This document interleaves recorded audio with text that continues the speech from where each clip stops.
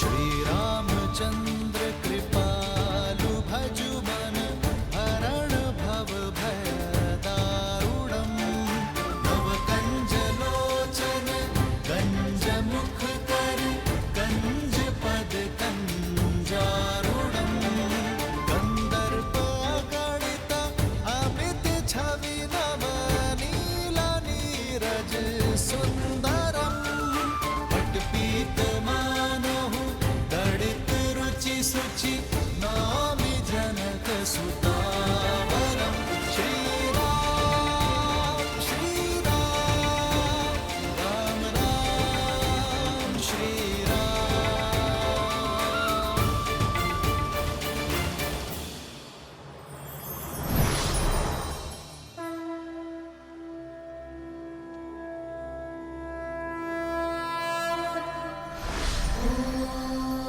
ब्रह्मवे नमः।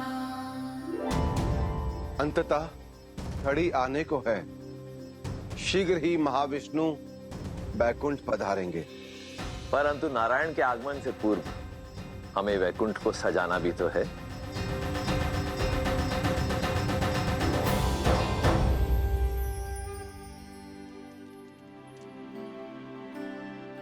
प्रतीक्षा का अंत होने को है सीते। ओम श्रीमन्नागणाधिपते नमः। ओम मातृपितृजन कमलेभ्यो नमः। ओम उमा महेश्वराय नमः। ये पूर्णा होती है, यज्ञ संपन्न हुआ राम।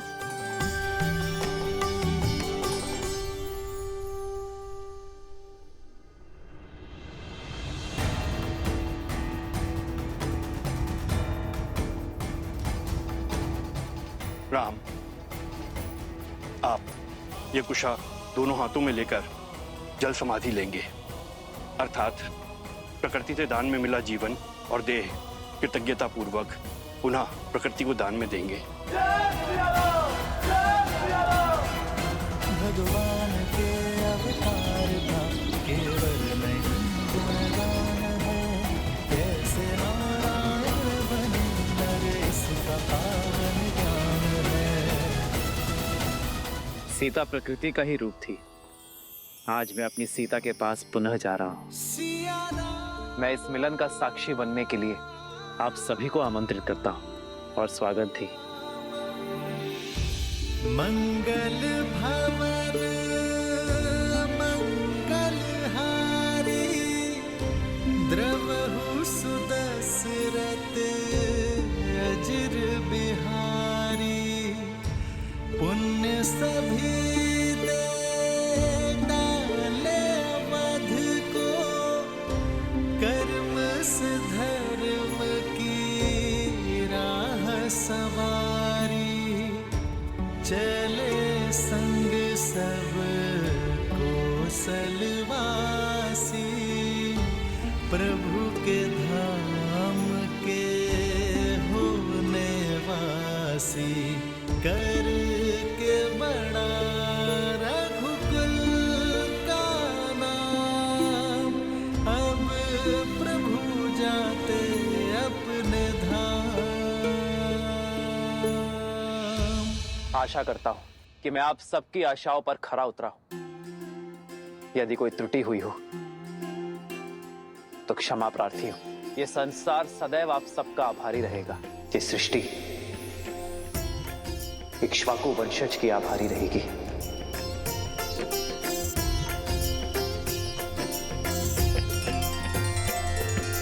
राम सिया राम जय जय राम। राम सिया राम जय जय राम। मेरी जननी और मेरी जन्मभूमि, मैं अपने संपूर्ण अधिकार और श्रद्धा के साथ ये घोषणा करता हूं कि मेरी पावन अयोध्या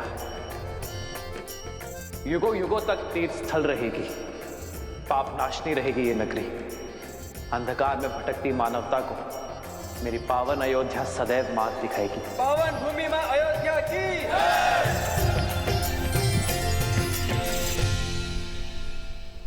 हे सरयू माता, आपने सदैव अयोध्या की रक्षा की है।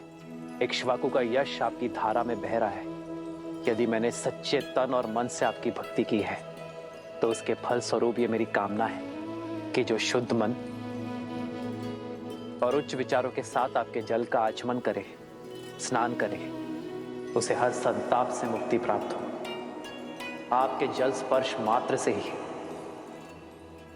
धर्म उनके मन में बस जाए। पल लेने का उससे विदाई, सरयू की भी आँखें भर आई। कर्म के पाठ पे कैसा थकना, लक्ष्य पूर्ण तो फिर क्यों रुकना। रामायण का दे महाज्ञान, चले सिया मिलन को भगवान।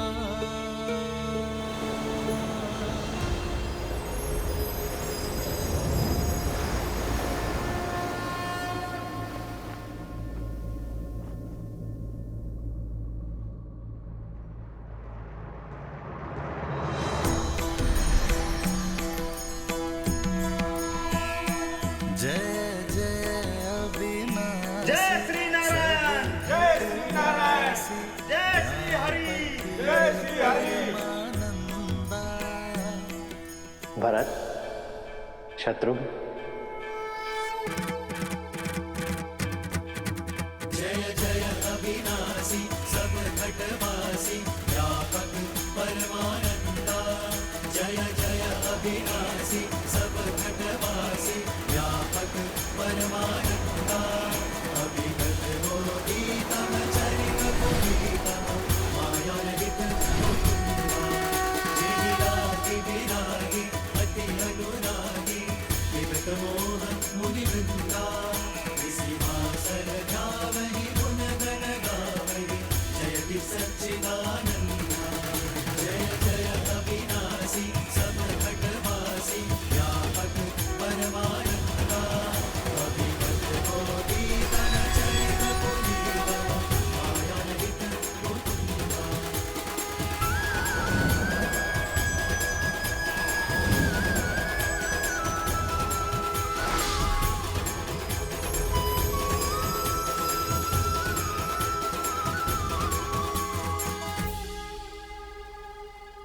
जय सिया राम, जय नारायण। जय श्री राम, जय जय अविनाशी, जय श्री नारायण।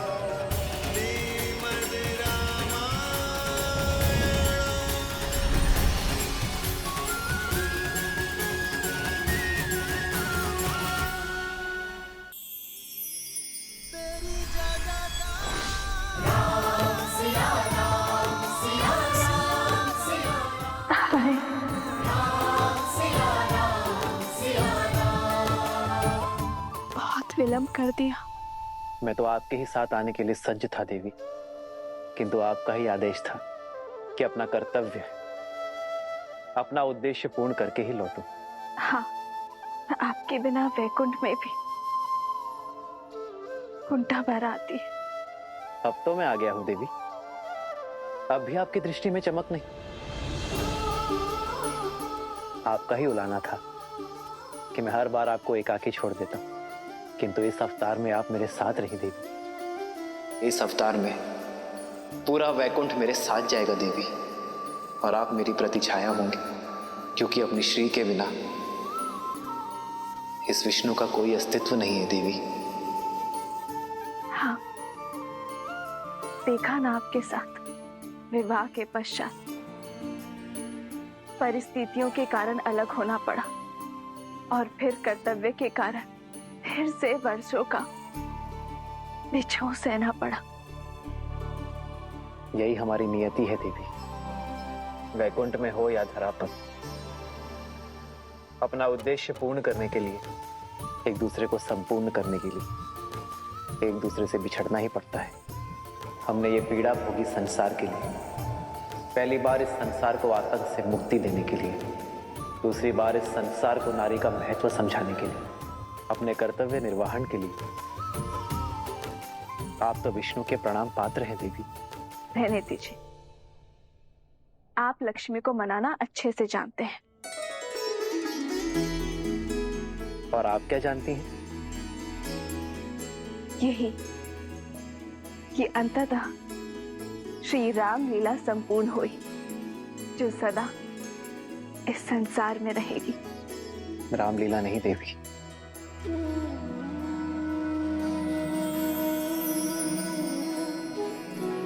सियाराम की कथा कहिए देवी। रामायण केवल एक कथा नहीं है देवी, ना ही एक घटना है। ये संसार में धर्म का आधार सिद्ध करने वाली गाथा है। अधर्म के अंधकार में मार्ग चाहने वालों के लिए सूर्य होगी ये गाथा, क्योंकि सियाराम के आयन की ये महागाथा शब्दों से नहीं, चरित्र से रची गई है। प्रेम, त्याग, सत्य और कर्तव्य निष्ठा से रची गई है। स्वीकारी हूं, अग्नि में प्रवेश करके भी सीता की पवित्रता को आँच न आ पाई। श्री राम ने राजधर्म की परिभाषा त्याग से लिखी। भरत ने अयोध्या को आस्था से संभाला। लक्ष्मण ने अपने भाई भाभी का साथ कर्तव्य निष्ठा से संभाला। हनुमान ने विश्वास से 100 योजन लंबा सागर पार किया। ये सब घटनाएं अद्भुत, किंतु सत्य घटनाएं घटी है और इन्हीं गुणों की सीख है रामायण। सत्य कहा देवी। रामायण की एक कथा सुनी नहीं, जी जाएगी।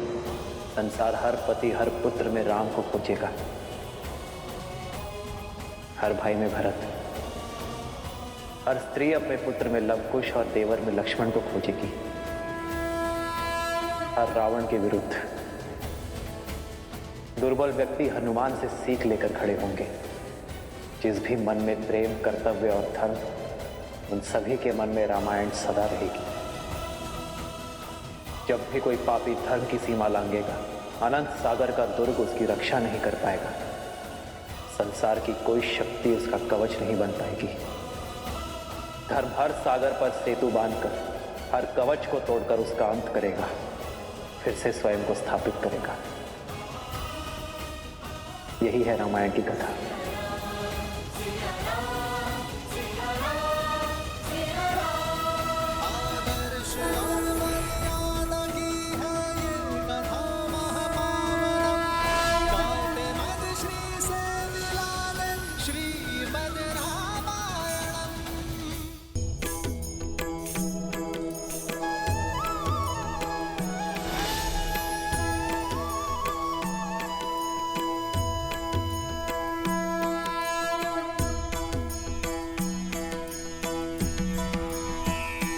जय कौशलवासी सिया घटवासी राघव दशरथ नंदा। मात पिता गुरुवरु संतन के मन को देते आनंदा। बस छू के तर डाली माँ अहिल्या, तड़का पीर किए अनंता।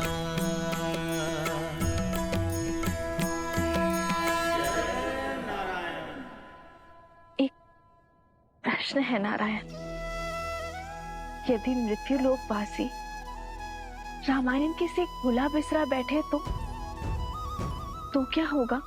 यदि किसी दिन किसी के भी मन में राम नाम शेष ना रहा तो? युग आएंगे, युग जाएंगे, बदलेगा समय, बदलेगा जीवन का सोपान। हाँ, होंगे कई युद्ध प्रखर, जग में नर फिर मांगेगा त्राण। उभरेगा अंधकार का भय भी, फिर से जन्मेगा अभिमान। किंतु भय पर भक्ति की विजय कराने, आधार धर्म का प्रखर कराने, रामायण को अमर बनाते हैं। सदा रहेंगे वीर हनुमान।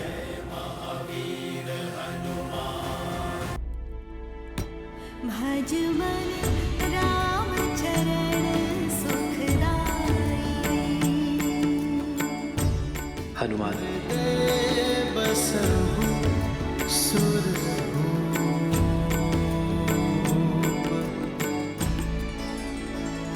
प्रभु, मुझे क्षमा कर दीजिए। मैं क्या करूं? मैं आपकी भावना को समझ नहीं पाया प्रभु। मैंने स्वयं ही अपने भगवान को बांध लिया था और आपने क्रोध भी नहीं किया, बल्कि आपने इस मूर्ख भक्त को समझाने के लिए, मुझे मुक्ति दिलाने के लिए अपनी ये मुद्रिका गिरा दी प्रभु। अब मैं समझा प्रभु, ये सब आपकी लीला थी ताकि मेरी इन आंखों से मोह का पर्दा हट जाए प्रभु। क्षमा कैसी हनुमान? तुम्हारा एक भी पग मेरी इच्छा के बिना हिलता ही कहाँ है। ये राम, इसका आयन तुम जैसा भक्त पाकर धन्य हो गया। अपने हर स्वार्थ, हर कष्ट, हर भावना से ऊपर उठकर तुमने अपने राम के काज संभाले और आज आखिरी राम काज भी पूर्ण किया। जो दायक भले चारी। प्रभु, आप जा रहे हैं, माता भी जा चुकी हैं। क्या मैं ये मुद्रिका आप दोनों के स्मृति चिन्ह के रूप में प्रभु अपने पास रख सकता हूँ, ताकि मुझे जब भी आपका स्मरण हो आप मेरे समक्ष हो प्रभु। अन्यथा यहाँ आपके बिना ये हनुमान केवल श्वास ही लेगा, जीवित नहीं रह पाएगा प्रभु। मेरे हनुमान को केवल जीवित ही नहीं रहना है, मेरे प्रस्थान के पश्चात भी तुम्हें राम राज्य की सोच, अपने राम की सीख को जीवित रखना है। आम भक्त की पुकार पर उनकी सहायता के लिए तत्पर रहना होगा हनुमान।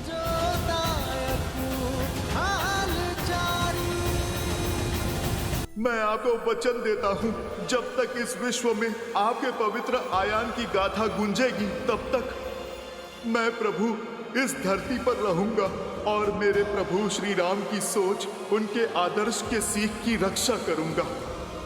इसे मैं अपना अंतिम और कभी ना समाप्त होने वाला राम काज समझूंगा प्रभु।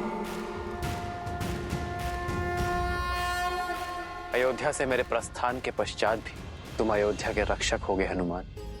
यहाँ रहकर तुम सदा अयोध्या की कुशलता का भार उठाओगे और तुम्हारे उस स्थान को ये संसार हनुमान गढ़ी के नाम से जानेगा। हनुमान संसार के लिए हर युग में एक उदाहरण होगा, हर युग में धर्म की ध्वजा संभालेगा। मेरा चिरंजीवी हनुमान। चिरंजीवी हनुमान की, वीर हनुमान की। गुरुवर, पवित्र बेला आ रही है, एक यज्ञ प्रारंभ करें। उसकी पूर्ण आहुति के पश्चात सूर्योदय के समय मैं मां सरयू में विलीन हो जाऊंगा। अवश्य पुत्र।